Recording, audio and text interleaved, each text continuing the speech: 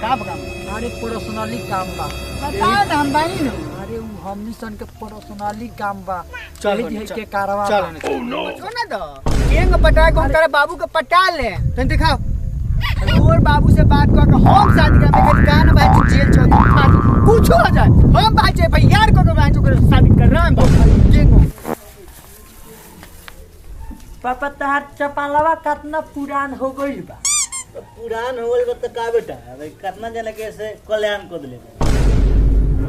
ये मौका बता देता नहीं अब हम अपने प्यार के बारे में बताई मरबा नानू ना बेटा बत बोल ना मरन साचो बताई मरबा नानू तो बताओ ना रे सरवा सुन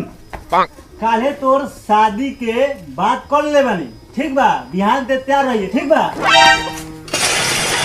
रे साला तोरे घटिया देहल आइडिया से हमार बाबू मार के नाक लाल कर देले बारन आ हमार शादियो दूसरा जगह तय कर देले बारन कल देखहु वाला आवत तरन सोन ओह नो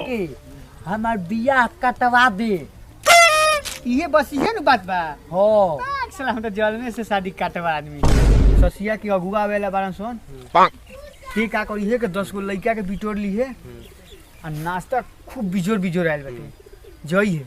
आ लइका से बोला के दम भर खाए के बा आई लोग महाराज सवेरे से इंतजार करते नहीं हम आई लोग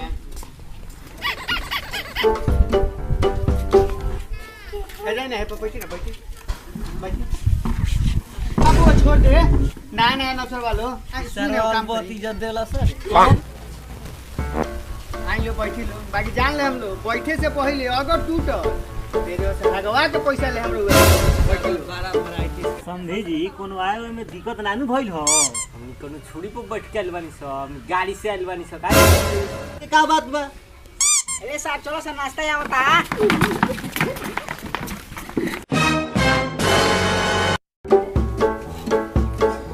दे बुआ सर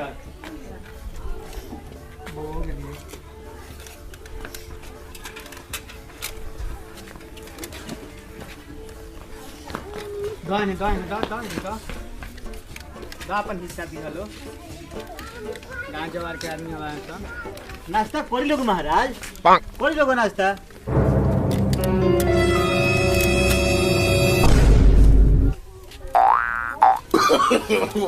नो